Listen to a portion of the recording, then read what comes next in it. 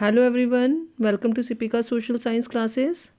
So student, we start our new topic that is a turbulent time, the 1905 revolution. अब student इससे पहले वाले video में हमने डिस्कस किया था कि सोशलिज्म की आइडियोलॉजी क्या है और अब सोशलिज्म की आइडियोलॉजी ने क्या बेस बना लिया है, कहाँ पर बेस बनाया उसने, रशिया में एक बेस तैयार कर लिया है जिसमें हमने डिवीज़न देखी थी पीछे, बोल्शेविक और मेंशेविक में पार्टीज डिवाइड हो जाती है। और अब देखा है हमने कि जो चिंगारी है, पहले चिंगारी कब हुई है जिसकी वजह से लोगों ने चेंज की डिमांड करना शुरू कर दी थी, क्योंकि अब रेवोल्यूशन है, उसके लिए बैकग्राउंड भी चाहिए।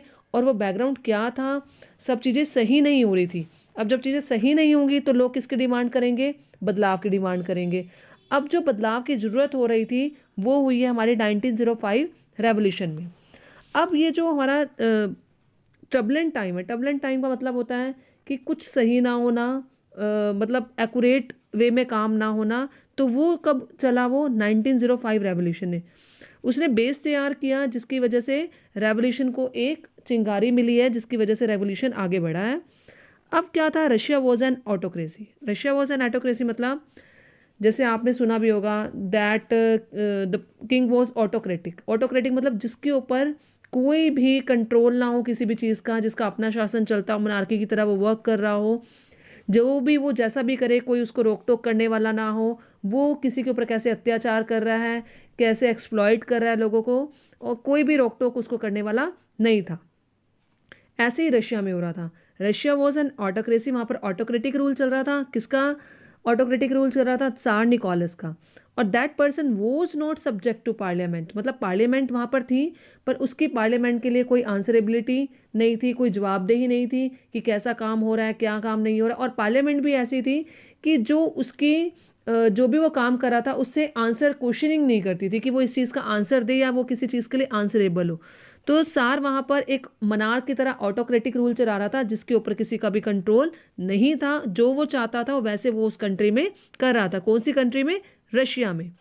और world citizen happy with this. अब देखो, अगर आपकी कंट्री में ऐसा आ जाए, कोई एक लीडर ऐसा हेड बन जाए जिसके ऊपर कोई कंट्रोल ना हो, वह जैसे मर्जी देश को चला रहा है, जिसके मर्जी ऊपर अत्याचार कर रहा है, उसको कोई कुछ कहने वाला ना हो, तो were you people will be happy from this? No.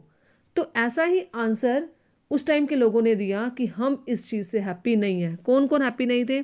Different different जो ग्रुप्स थे, जैसे लिबरल्स हो गए, सोशल डेमोक्रेट्स हो गए, सोशलिस्ट रेवोल्यूशनरीज थे, विद पीजेंट एंड वर्कर्स। वो सब इस ऑटोक्रेटिक रूल को ख़त्म करना चाहते थे और वो डिमांड कर रहे थे एक कॉन्स्टिट्यूशन की, और एक कॉन्स्टिट्यूशन की और पार्लियामेंट की जो लोगों के फेवर के लिए काम करे, लोगों के लिए काम करे।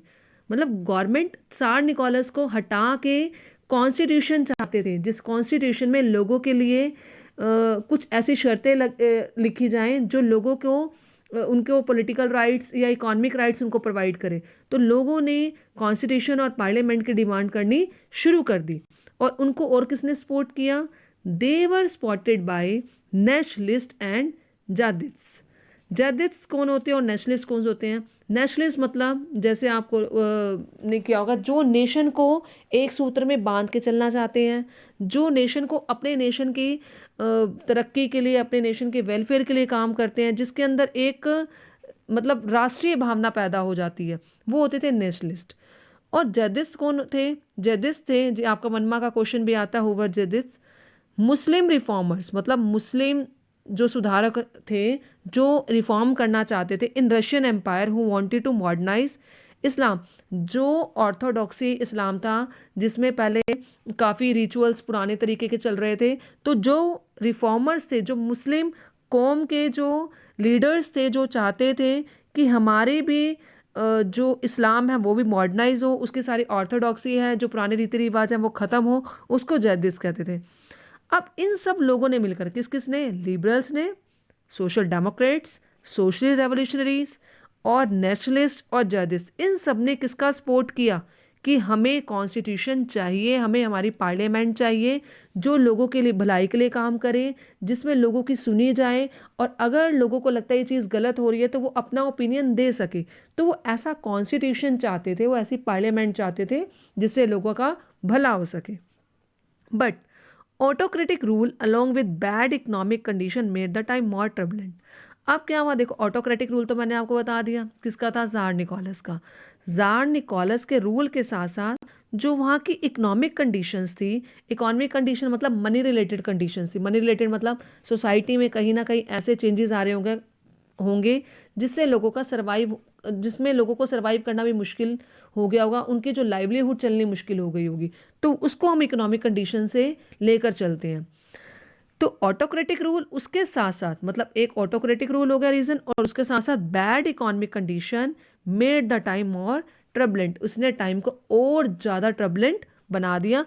अब डिस्कस करते हैं ऑटोक्रेटिक रूल। आप पता पढ़ चुके हैं सारा कि किसका ऑटोक्रेटिक रूल चल रहा था। अब हम इसमें देखते हैं बैड इकोनॉमिक कंडीशन कौन सी थी जिसने टाइम को और ज़्यादा वर्स किया। क्या था, bad time for Russian workers. अब रशियन वर्कर्स के लिए क्या बैड टाइम था, ड्यूरिंग 1904, 1904 के दौरान the price of essential goods rose.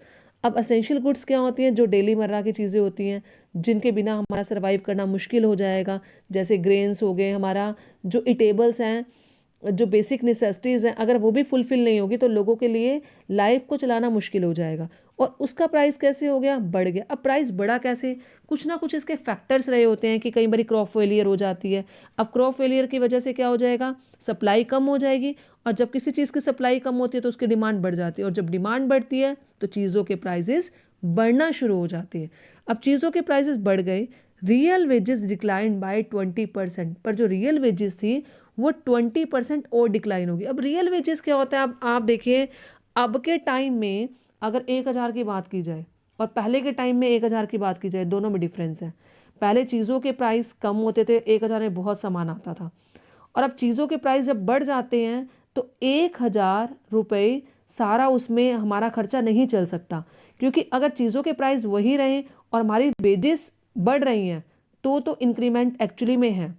But अगर हमारी वेजेस बढ़ रही हैं उसके साथ चीज़ों के प्राइसेस बढ़ते जा रहे हैं तो मतलब हमारी रियल वेजेस नहीं बढ़ी है, और वहाँ पर रियल वेजेस डिक्लाइन हो गई, कितने, 20% डिक्लाइन हो गई। अब आप देखिए, चीज़ों के प्राइस भी बढ़ गए और जो रियल वेजेस हैं वो भी डिक्लाइन हो गई, तो कंडीशन और भी ज़्यादा वर्स हो गई, मतलब लोगों के लिए सर्वाइव करना और भी ज़्यादा क्रिटिकल हो गया। तो अब उसके बाद क्या हुआ, the membership of the workers association rose. अब मेंबरशिप वर्कर, अब देखो लोगों के वेलफेयर के लिए जो बात करेगा, लोगों की भलाई के लिए जो बात की जाएगी, लोग उसकी तरफ अट्रैक्ट हो जाएंगे। अब जो वर्कर्स एसोसिएशन थी वो लोगों की भलाई के लिए काम कर रही थी, वो डिमांड कर रही थी कि आप वेजेस बढ़ाइए और वर्किंग आवर्स को कम कीजिए। अब वर्कर्स भी यही चाहते थे, और वर्कर्स की जो मन की बात जो पढ़ लेगा और उनकी मन की बात जो आगे रखेगा तो वर्कर्स उनकी तरफ खींचे चले जाएंगे। तो इन वर्कर्स एसोसिएशन ने यही बात आगे रखी, तो membership of the workers association rose, अगर उनकी मेंबरशिप बढ़ गई, एसोसिएशंस बनने शुरू हो गई, तो उनकी पार भी बढ़ गई एसोसिएशन की। और जब वर्कर्स की एसोसिएशन की पार बढ़ गई तो उनके पास, उन्हें ये लगता था हम कहीं ना कहीं मिलकर किसी ना किसी डिसीजन को इन्फ्लुएंस कर सकते हैं, कहीं ना कहीं राजा की पार को कंट्रोल कर सकते हैं।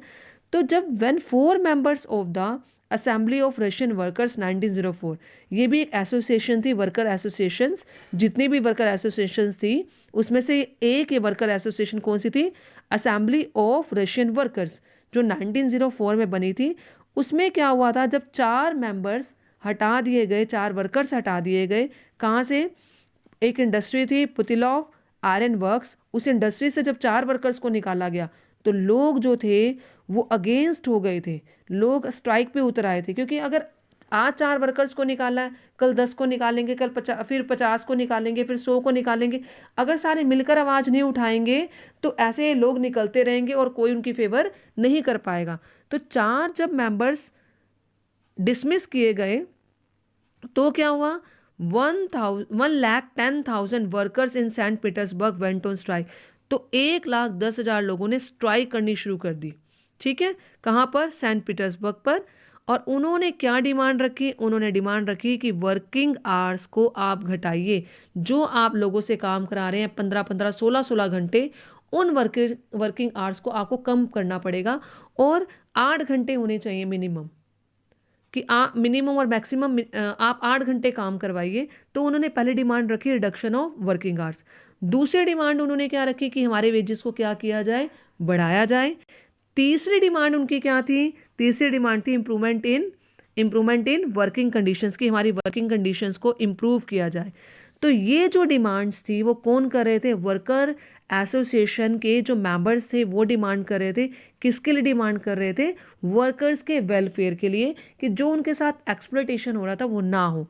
तो उन्होंने डिमांड क्या क्या रखी, 3 डिमांड्स, वर्किंग आवर्स को कम किया जाए, हमारी वेजेस को इंक्रीज़ किया जाए और वर्किंग कंडीशंस को इम्प्रूव किया जाए। तो अब आप देखिए 2 फैक्टर्स थे जिसकी वजह से 1905 जो रेवोल्यूशन था उसको ग्राउंड मिला था। पहला मैंने आपको पीछे बताया ऑटोक्रेटिक रूल, किसका था, जार निकोलस का। दूसरा मैंने आपको बताया कि जो बैड कंडीशंस थी, इकोनॉमी कंडीशंस थी, वो बहुत ज़्यादा वर्स हो चुकी थी, जिसकी वजह से लोग डिससेटिस्फाइड हो गए थे। अब इसकी वजह से ये जो सरकमस्टांसिस थे, कहीं ना कहीं इन्होंने एक इंसिडेंट को जनरेट किया। अब इंसिडेंट क्या था, ब्लडी संडे इंसिडेंट था, जो मोस्ट इंपॉर्टेंट क्वेश्चन आता है पेपर में, जिसके आने के चांसेस भी ज़्यादा होते हैं। वो ब्लडी संडे इंसिडेंट हुआ था और उस ब्लडी संडे इंसिडेंट के साथ हमने किसको जोड़ा है, अपने जो हमारा रेवोल्यूशन है 1905 रेवोल्यूशन को हमने कनेक्ट किया है। इसके ऊपर आपका डायरेक्ट क्वेश्चन आता है ब्लडी संडे के ऊपर। तो इस ब्लडी संडे वाले इंसिडेंट को हम पढ़ेंगे अपनी नेक्स्ट वाली वीडियो में। Thank you students.